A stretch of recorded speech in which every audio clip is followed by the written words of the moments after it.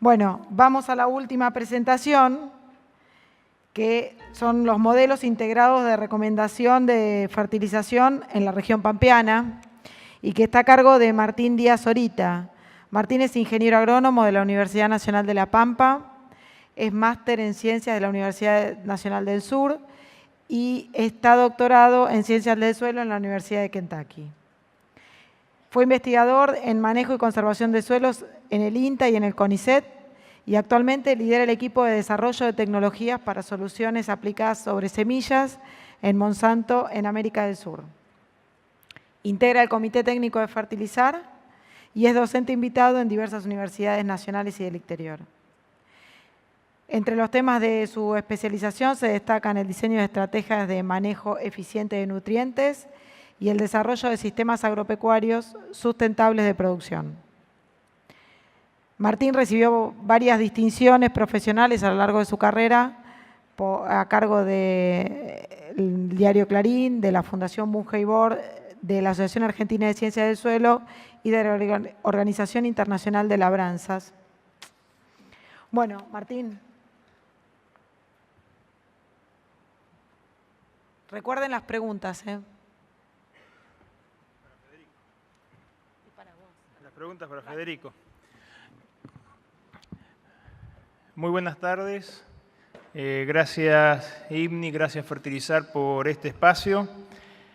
Y gracias a todos ustedes por ser estoicos, esperando el final de esta jornada, que en algún momento dijimos, vamos a sentarnos todos en una mesa a tomar un café, pero creo que la mesa va a ser grande y eso es bueno.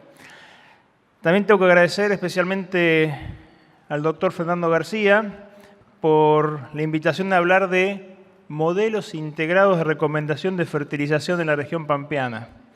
Lo conversamos, está la seña de él, pero cuando empezamos a escribirlo y bajarlo a tierra, la situación es algo más compleja. Y también le tengo que agradecer a Fede en su presentación, porque él dijo que había 9.000 y algo de datos, de sitios de información para poder sustentar lo que vamos a tratar de discutir ahora en media hora, 40 minutos. Así que prepárense para comprimir 9.000 trabajos en 40 minutos. Al que quiera sacar la cuenta, a prepararse. ¿Cómo vamos a conversar hoy? Principalmente cuando hablamos de modelos de recomendación, hablamos de prácticas o decisiones que en forma reiterada, sistemática, se pueden extender y aplicar y que eso en el marco conceptual de lo que hace la recomendación de fertilización comprende dos etapas que son fundamentales, que parten de la base de reconocer la importancia del nutriente en el sistema de producción y reconocer a partir de un diagnóstico y ciertos elementos de diagnóstico cómo vamos a manejar su respuesta. No hablamos ni de aplicación ni de efectividad, sino más bien del concepto del puntapié inicial de la toma de decisiones de fertilización para poner en práctica lo que después Federico, con tanto detalle, mezcló entre la cultura, la coyuntura y la estructura que dijimos, ¿lo fertilizo o no fertilizo? Y para ver esto, algo gráfico nos muestra que la implementación de estos modelos de recomendación han mostrado y muestran una evolución en el tiempo, pero en realidad es una evolución necesaria cada vez que planteamos tomar una decisión de fertilización, que algunos de estos pasos lo hacemos muy rápido y otros inconscientes y otros conscientemente decidimos llegar a su punto final.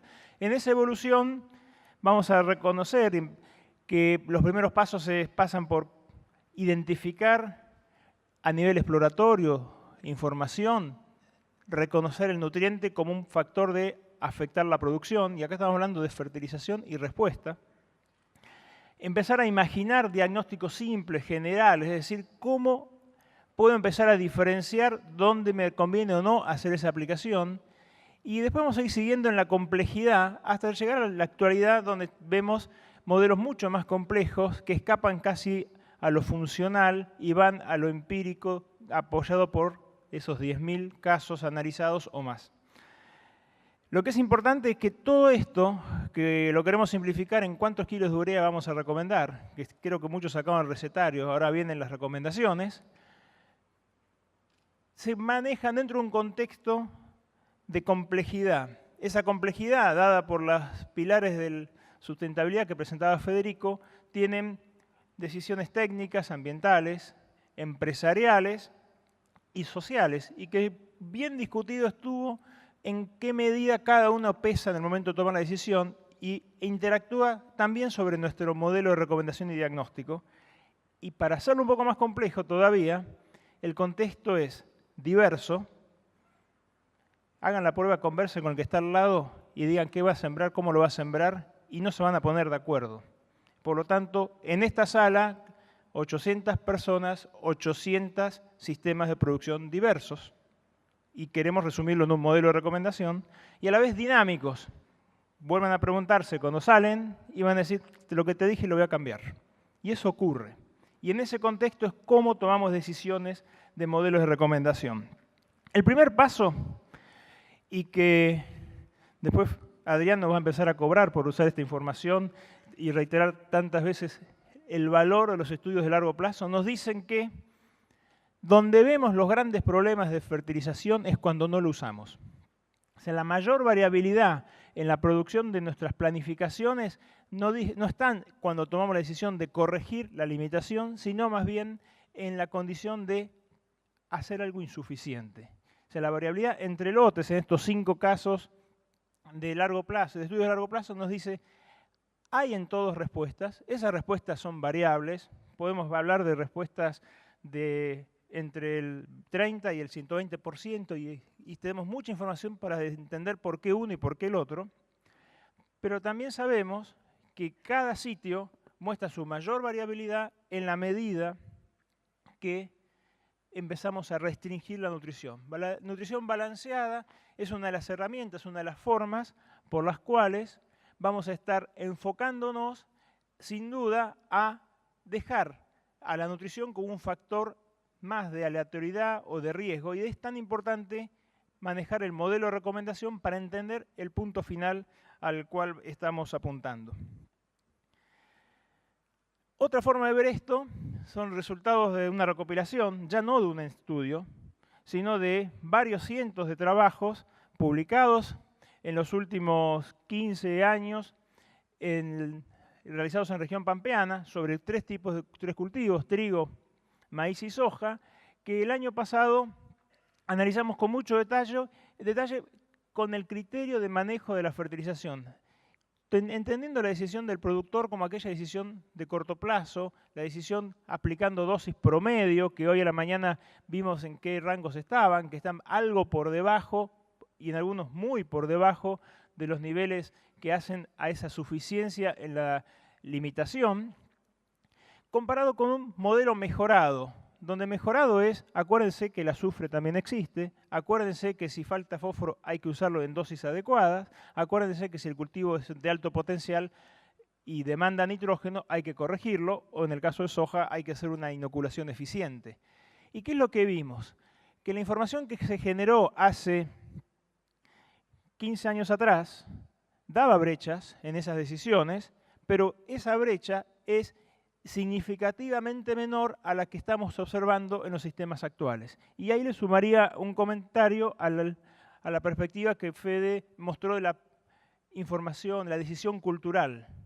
La fertilización es dinámica, esa dinámica está asociada a los sistemas de producción, y la información que generamos en los últimos 15 años tenemos que manejarla con cuidado, porque lo que aprendimos hace 15 años hoy posiblemente requiera revisarse, no tanto desde su concepto de aplicación, sino de su frecuencia.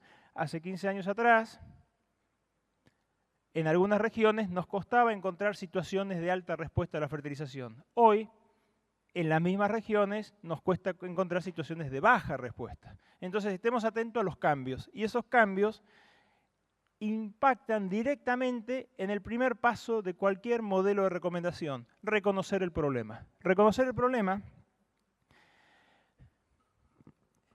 en una revisión que estuvimos trabajando durante el último año a través de Fertilizar, nos dice que para toda esa lista de cultivos, y en todas sus regiones centrales de información, es decir, regiones donde la producción del trigo es tradicional, donde la producción del sorgo es tradicional, donde la producción de las pasturas es una práctica tradicional, hay información de resultados, de respuesta o de manejos de la fertilización. Es decir, la información está generada donde nosotros producimos, está disponible, está publicada y, como decía Federico, es cuestión de comentémosla, mostrémosla porque eso existe y es el puntapié. Obviamente, si nos vamos a regiones no tradicionales y pongamos la imaginación, queremos estudiar trigo en la región del NEA y el NOA, ahí sí tenemos una vacancia en lo que hace al desarrollo de herramientas de diagnóstico, de fertilización y de frecuencia de respuesta, porque estaríamos acompañando un avance de una nueva frontera, un nuevo uso del cultivo. Pero lo que es la región núcleo, la región tradicional, la información es abundante, es dispersa, cubre todas las regiones y sin duda aporta a la toma de decisión. ¿Qué sabemos de todo esto? Sabemos que esa información, también volcada a través de esta recopilación de estudios publicados en los últimos años, nos dicen que sin duda en todo lo que es región pampeana, un modelo de recomendación se inicia por reconocer que nitrógeno, fósforo y azufre en los cultivos principales que cubrimos en la región pampeana afectan el resultado de la producción. Sin duda, que hablando desde el lado de la fertilización, cuando planteamos estos sistemas de estos cultivos en forma individual o integrada, que lo vamos a ir viendo más adelante, son 3 nutrientes que requieren nuestra respuesta por sí o por no, pero no podemos desconocer que en toda la región pampeana los modelos de recomendación se inician pensando que la información nos dice que tenemos herramientas suficientes para encontrar problemas en lo que hace la nutrición adecuada en nitrógeno, fósforo y azufre, y en algunos casos, y lo presentó hoy Gustavo a la mañana cuando hablaba de micronutrientes, cloro en trigo, boro en colza y girasol, algo también de boro en soja y cobalto y molibdeno. Entonces, primer punto de partida, reconocemos a partir de información publicada, experiencias validadas, que en región pampeana el modelo de recomendación pasa por entender que nitrógeno, fósforo, azufre y específicamente algunos micronutrientes son factores que están afectando y están limitando, es decir, dejamos de producir kilos de producción cuando no los tenemos en cuenta. Entonces, la primera parada, el primer resumen de los modelos de recomendación pasa por ese reconocimiento. No es historia antigua, es muy vigente porque, de nuevo, pregúntense entre ustedes y van a decir, no, pero en mi zona azufre, no hace falta. No, lo que tenemos que pensar es el segundo componente. Uno es la ocurrencia en magnitud y la frecuencia con que esa problemática aparece. Y muestro como ejemplos 2 resúmenes de esos estudios, uno sobre soja de maíz, norte de Buenos Aires, desarrollado por Gustavo Ferraris y publicado el año pasado, otro que hicimos en el oeste, en la Pampa Arenosa, oeste de Buenos Aires, sobre trigo, donde en el eje de las X vemos la frecuencia de respuestas positivas o la estabilidad, es decir, las probabilidades de tener respuestas positivas, y en las ejes de la Y la magnitud de esa respuesta. Consistentemente, y si alguno se acuerda lo que decía hoy Cristian Brambilla, decía, miren, el azufre aporta 500 kilos y tiene una recurrencia como azufre solo en más del 50% de las veces que hacemos trigo en el oeste. Eso es lo que se lee. Entonces eso es una información importante. Si nos tomamos el trabajo de resumir nuestras experiencias y la experiencia de la región, vamos a ver que tenemos una información adicional fuerte que hace a la frecuencia con la cual tenemos el reconocimiento de los problemas. Como sé que se quedaron hasta acá porque están convencidos que esto es así, y no me gustaría que se vayan diciendo, bueno, me vino a decir que faltaba nitrógeno, fósforo y azufre en Argentina, y quedaría bastante flojo, ¿hacia dónde evolucionamos en lo que hace a los modelos de recomendación? El primer paso es hacia los diagnósticos mejorados, y esos diagnósticos mejorados, de nuevo, tienen abundante información. Fíjense la lista de cultivos las herramientas que utilizan análisis de suelo, miles de formas, miles de estrategias. No, bastante simples. Las fuimos viendo durante las 2 jornadas con cierta recurrencia. Cuando queremos ver problemas de fósforo y mostremos 0,20, en gran mayoría del país está calibrado y correlacionado el análisis de suelo con método de Bray-Kurtz 1. En el caso de nitrógeno, si vamos a cereales, tratemos de cubrir donde se concentra el 80% del desarrollo de las raíces, 40, 60 centímetros, dependiendo de cultivos de verano o de invierno. Hay alguno de acá de Entre Ríos que me va a decir, sí, pero anda vos a tomar una muestra 60 centímetros para maíz. Quédense tranquilos, el diagnóstico para ese tipo de suelos más pesados está ajustado y calibrado para que sea más efectivo, tomando muestras superficiales. Está por la audiencia Santiago Díaz Valdés, que él desarrolló ecuaciones para corregir entre profundidad, el INTA Paraná también. Por lo tanto, ante el problema hay soluciones acomodadas localmente y parten, fíjense, para todos los cultivos a través del análisis de suelo. El análisis de suelo es un puntapié muy importante cuando queremos empezar a mejorar nuestros modelos de recomendación. Después hay avances, análisis de tejidos. También lo fuimos viendo durante el día, que esos análisis de tejidos son específicos, directos. Medimos nitratos en los pecíolos para girasol, medimos concentración de nitrógeno en biomasa de maíz en etapas tempranas como complemento en la toma de decisiones, o indirectos a medida de coloración por lecturas SPAD, lo comentaba Martín Zamora, para corregir por calidad en trigo principalmente en el sudeste. Y ahora están apareciendo otras herramientas de diagnóstico, también vistas, también discutidas, que complementan los análisis de suelo y las estrategias de recomendación, que pasan por empezar a entender más a nivel de información de mayor altura, índices de radiación, intercepciones, tratando de normalizar lo que son indicadores de verdor, tratando de integrar biomasa, verdor y estadio fenológico y tasa. Es decir, hay un avance en lo que son herramientas de diagnóstico, pero la columna vertebral sigue siendo el análisis de suelo. Y dentro del análisis de suelo, me voy a detener en el análisis de suelo en el caso particular de fósforo.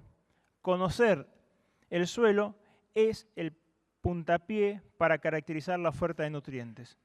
Acuérdense, yo no les estoy hablando de fertilicen o no, pero sepan sobre qué escenario van a estar tomando la decisión y reconozcamos que localmente hay mucha información ordenada, acotada, que nos permite tomar decisiones. En el caso de soja, lo que vemos es que el análisis de suelo en los primeros 20 centímetros para la decisión de fertilización o no, la probabilidad la magnitud de las respuestas relativas, nos explican que independientemente del tipo de suelo, habría un comportamiento similar que nos lleva a decir, sin duda que si estamos por debajo de esos 10 partes por millón, vamos a estar en situaciones de una eficiencia muy alta, cercana a más del 10% del resultado del cultivo en ese año, y que nos estaría diciendo esto es un suelo, un sitio candidato a necesidades de corrección. Cuando hablamos de maíz, ese mismo análisis empieza a decir el análisis de suelo por fósforo Bray necesita complementarse con algo de información adicional. Y ese es el camino de la mejora del diagnóstico. Respondamos, ¿dónde estoy produciendo? ¿Un vertisol, es decir, un suelo de Entre Ríos? ¿Estoy produciendo un suelo, una pludol o una plustol de la región oeste? ¿Por qué? Porque los indicadores, los niveles críticos van a variar y mi estrategia de manejo también va a modificarse. Entonces tengamos en cuenta que esa información existe y en el camino de la generación de modelos de recomendación, sin dudas que análisis de suelo como valor solo se mejora significativamente en lo que hace al diagnóstico con otra información también de suelo, tipo de suelo. Cuando cambiamos de nutriente y vamos a hablar de nitrógeno, de nuevo el análisis de suelo, cómo medir nitratos en el suelo, nos está diciendo un porcentaje muy alto del resultado del cultivo en lo cuanto a su nutrición y su perspectiva a lo largo de la corrección. También tuvimos mesas donde se discutieron niveles críticos, regiones, impactos en calidad. Lo que sí sabemos y esto es un ejemplo de la región oeste de la provincia de Buenos Aires, es que en esos suelos arenosos incorporar en el diagnóstico un análisis de potencialidad, de oferta de nitrógeno para adelante, no es segura, pero nos dice qué tipo de calidad de ambiente estamos trabajando, nos permite separar dos modelos de interpretación del resultado. El nitrógeno anaerobio nos resulta un indicador de calidad, por ahora sensible, lo estamos terminando de calibrar, para separar poblaciones de alta productividad y de menor productividad, y fíjense que los ajustes de los niveles críticos también varían, asociados al nivel potencial, que nos permitió separar la población por nitrógeno anaerobio. ¿Qué quiere decir? ¿Que en todo el país, cuando vayamos a hacer trigo, tengo que medir el nitrógeno anaerobio? No, lo que tenemos que saber es que un modelo de recomendación con solo nitratos es un modelo flaco, que lo podemos mejorar, y esa mejora puede venir de un análisis de información adicional, como es el caso de nitrógeno anaerobio, o puede venir de información. Distinguimos niveles de productividad asociada a las condiciones de sitio que nos separan poblaciones de manejo en lo que hace la curva de respuesta a nitrógeno. Es decir, el análisis de suelo solo mejora en la medida que le vamos complementando su información.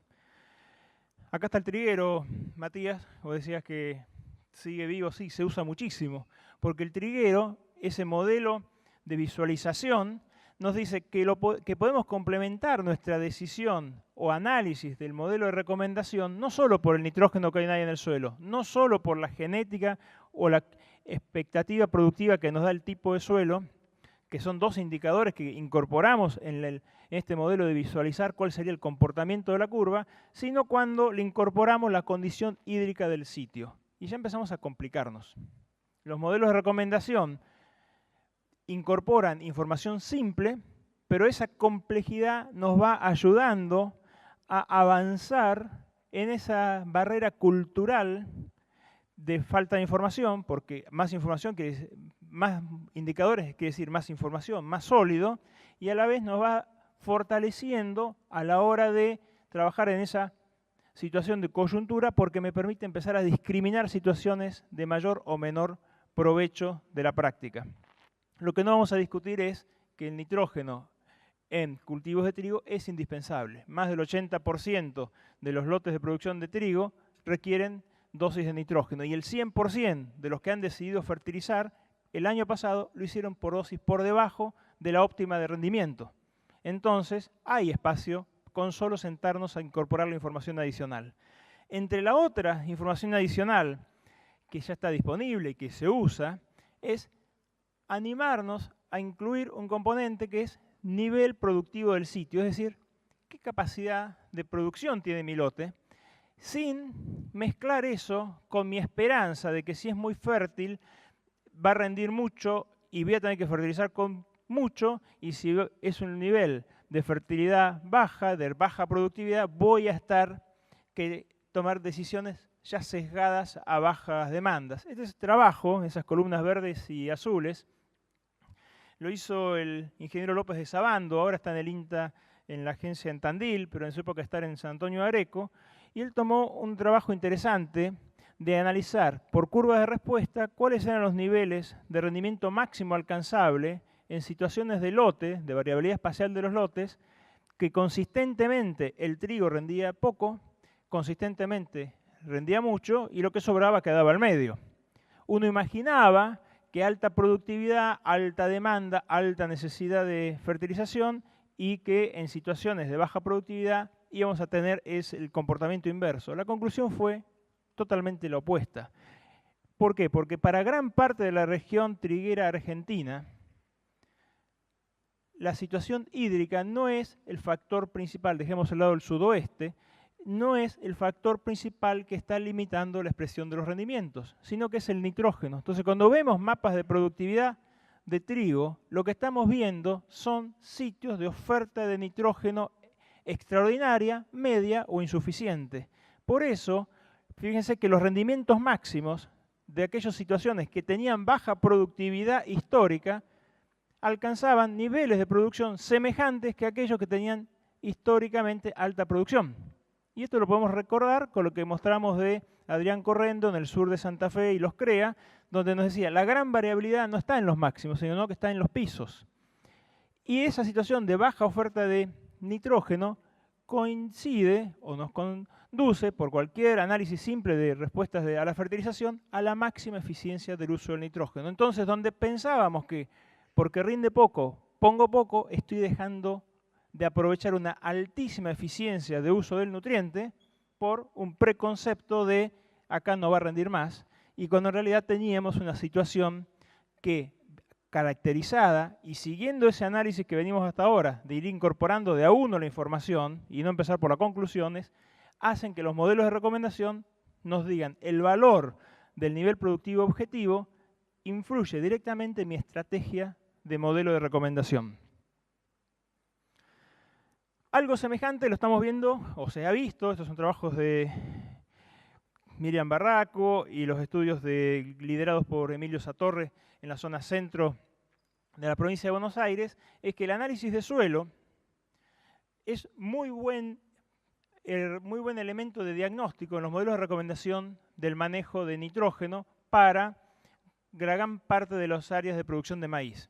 No descubrimos nada, de nuevo, no sé cuántos simposios de fertilidad hablamos diciendo el nitrógeno en maíz es importante, el análisis de suelo ayuda, pero el sabor nuevo es estemos atentos, porque el tipo de genotipo que estamos cultivando, y acuérdense que les dije que la información es dinámica, y entonces la información que generamos en el 2000 no necesariamente tiene que coincidir con la del 2017, y algo mostró Nacho cuando hablaba de los estudios de evolución genética en maíz y en soja, cómo hay cambios en la fisiología de los cultivos para atender a los altos rendimientos que están en interacción con el manejo de nitrógeno.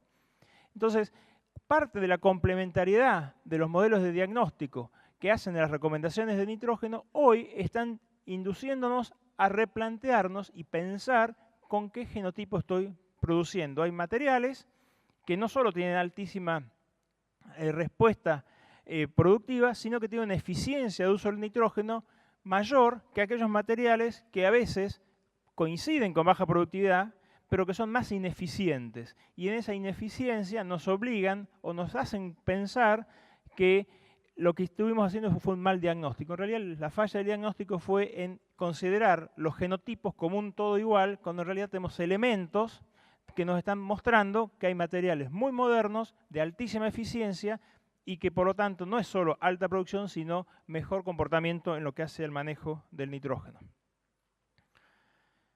Bueno, supuestamente acá hay una figura.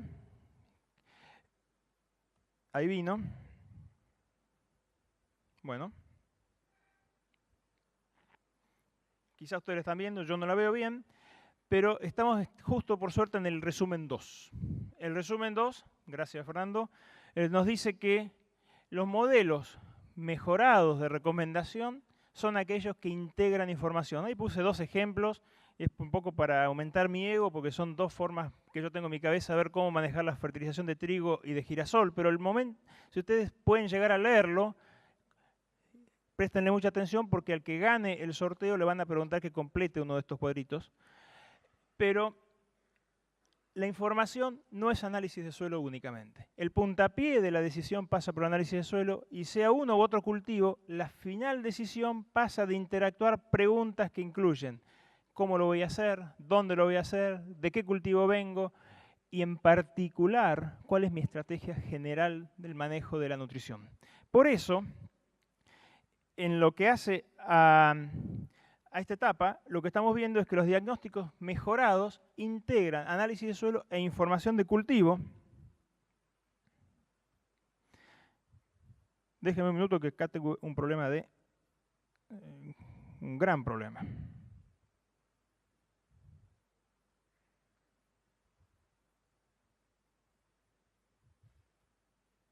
Bueno. ¿Se ven ahí figuras? No. No. Bueno, créanme, ya está, vamos a ser más simple. Cuando hablamos de fijación biológica en lo que hace al manejo de... No se ve, ¿no? ¿Ustedes la ven ahí? Listo, no se preocupen. Bueno, no importa. Acto de fe a todos, por favor. Lo que les quiero contar acá es que en la integración, en lo que hace a la fijación biológica, también se discutió mucho durante la mañana. La fijación biológica explica casi el 50% de la nutrición nitrogenada en soja, pero no es una variable mágica y sabemos que en la medida que la fijación biológica no se logra en condiciones adecuadas, esa respuesta está afectada principalmente por la nutrición con fósforo. Estudios que hicimos en las regiones de Entre Ríos nos mostraron que al mejorar la condición de fertilización, o sea, pensábamos en tener respuesta a fósforo, en realidad lo que tuvimos fue aumento primero de un 20% de nodulación, segundo, respuesta a la inoculación y tercero, respuesta a fósforo. Cuando nos olvidábamos de inocular o cuando hacíamos una nutrición ineficiente en lo que hace al manejo del fósforo, estábamos en condiciones de no maximizar las respuestas. El segundo punto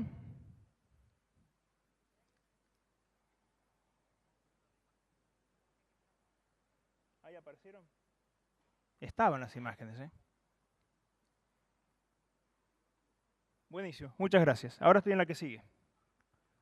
No, pero corre, dale. Ahí está, perfecto. Ahí hay un gran amigo que hace, no sé, 15 años atrás o más, empezó a hablar de nutrientes en la rotación.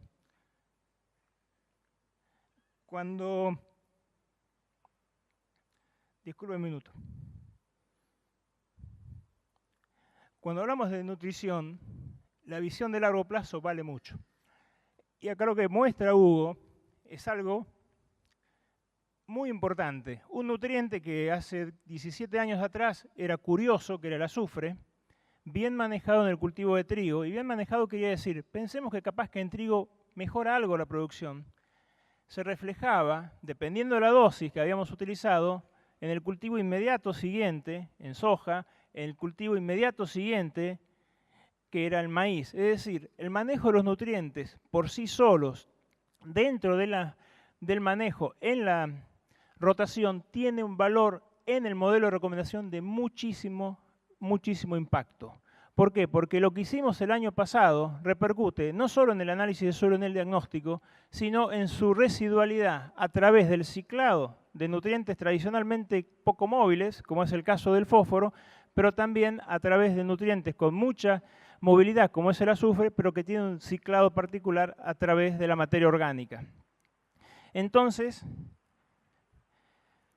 ahí desencadenamos en un trabajo que está en el INTA de General Villegas ya desde hace varios años, donde lo que vemos... Pasen a la que sigue, por favor.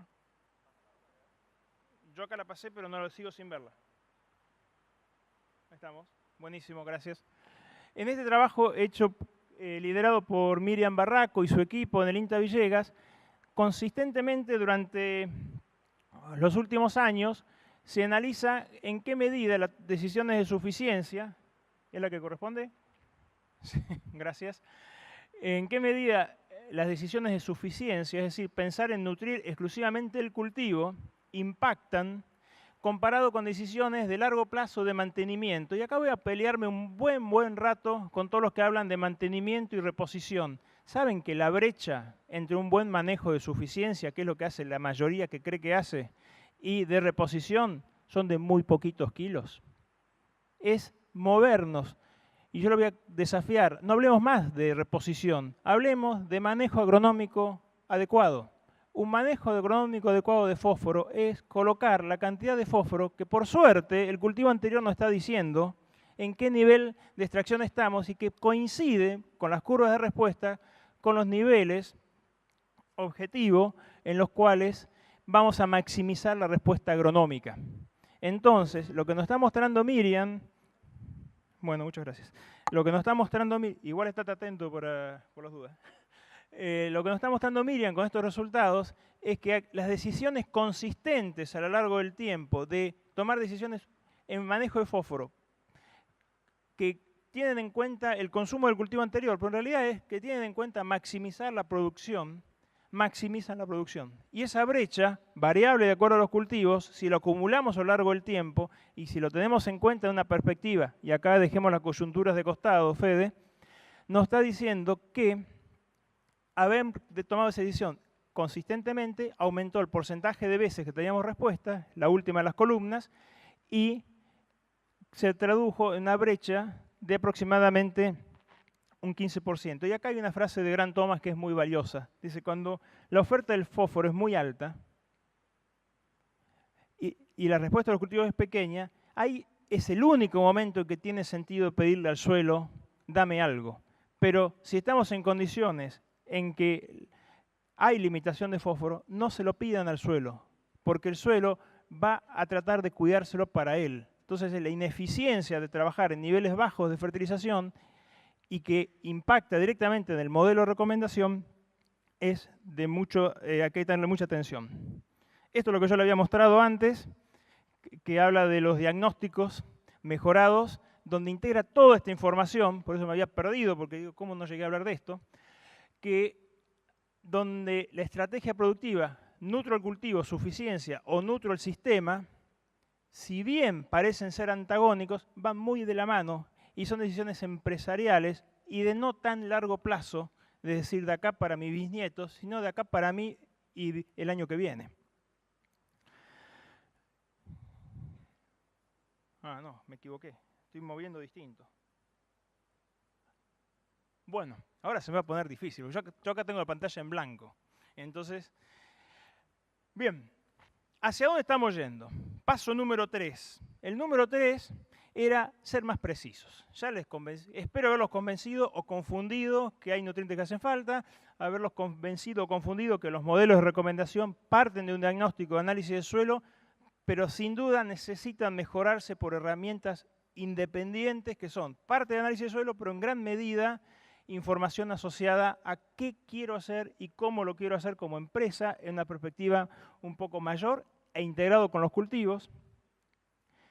Y el manejo de la precisión nos dice que los lotes en los cuales estamos produciendo ojalá fuesen uniformes, pero no lo son. Naturalmente son un mosaico de hábitats, un mosaico de condiciones, características únicas que hacen que no solo los cultivos respondan en forma diferente en producción, sino también el comportamiento de los fertilizantes, medidos como respuesta en producción, que es lo que nos está interesando, también genere cierto grado de interacción.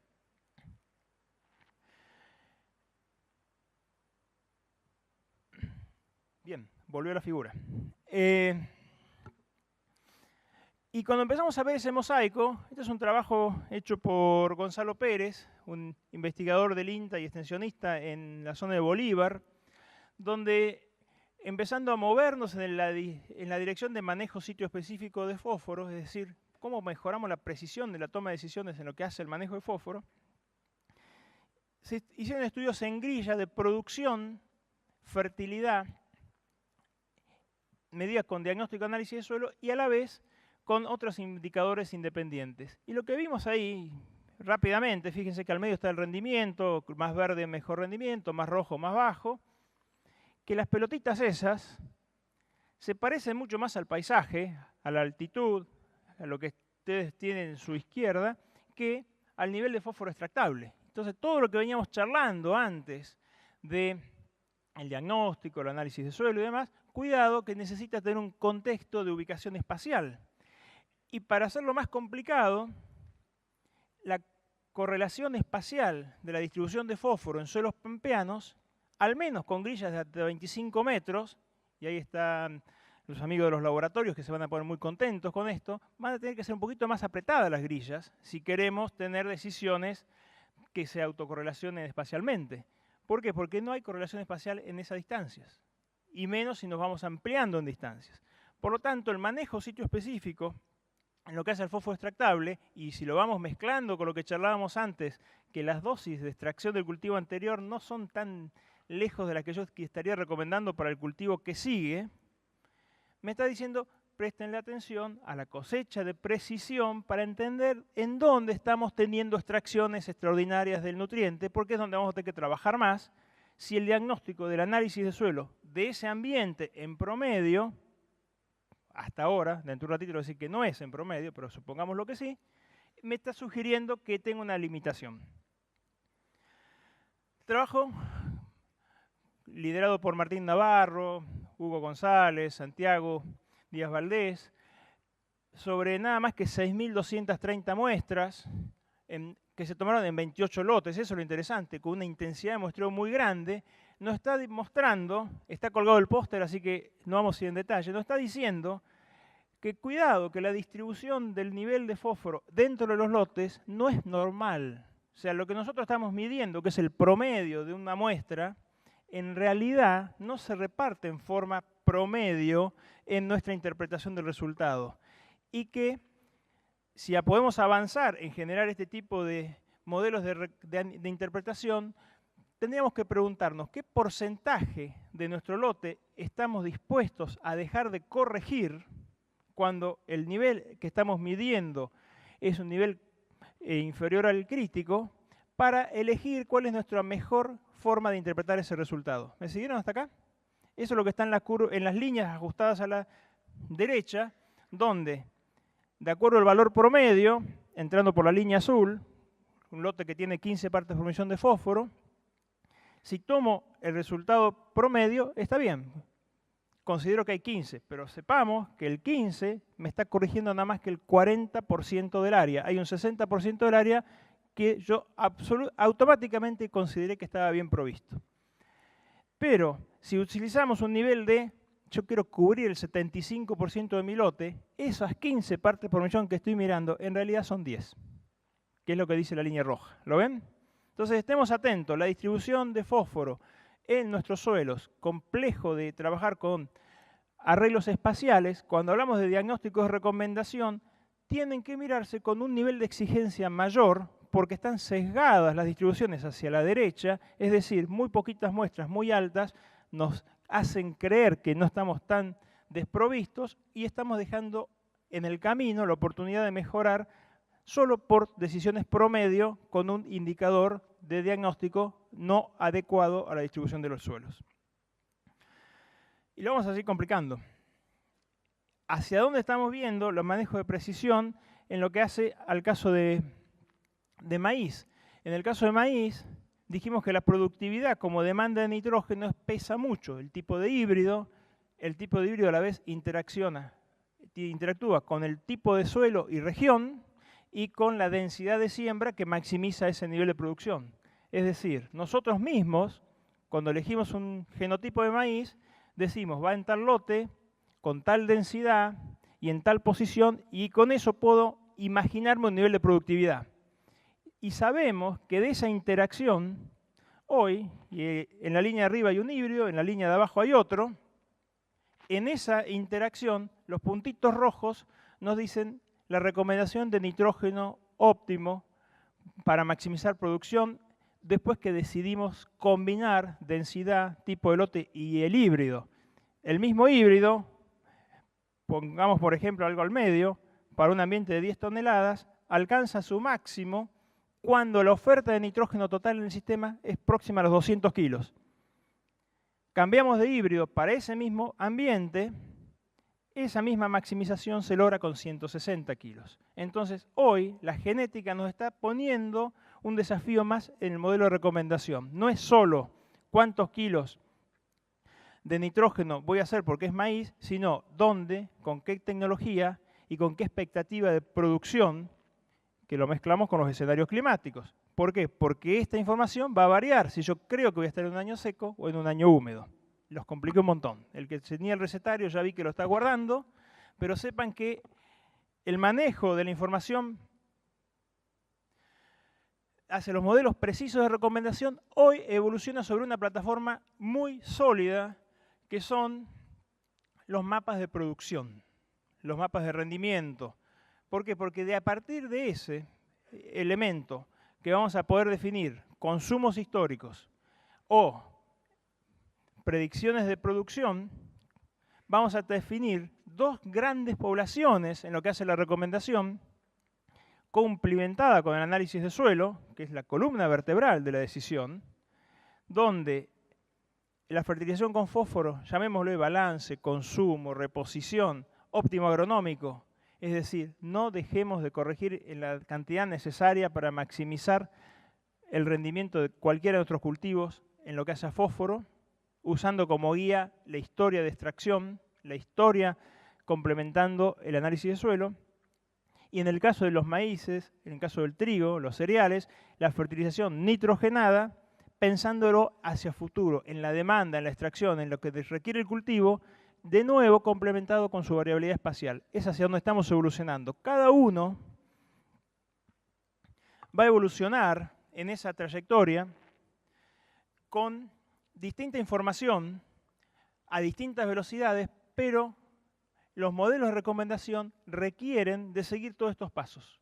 No les recomiendo que saltemos a analizar grandes poblaciones de datos sin haber reconocido la importancia del nutriente en la región, ni que querramos ajustar modelos de sitio específico de manejo de nitrógeno sin antes habernos cuestionado cuál es el potencial de oferta de nitrógeno en el suelo, cómo voy a hacer el muestreo, cómo voy a encarar ese diagnóstico de precisión. Son pasos obligados en un modelo de recomendación que cada uno pasa a distinta velocidad.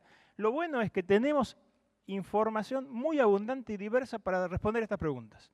Podemos seguir generando, sin duda, pero sepamos que estamos en muy buen camino en lo que hace a la disponibilidad de información.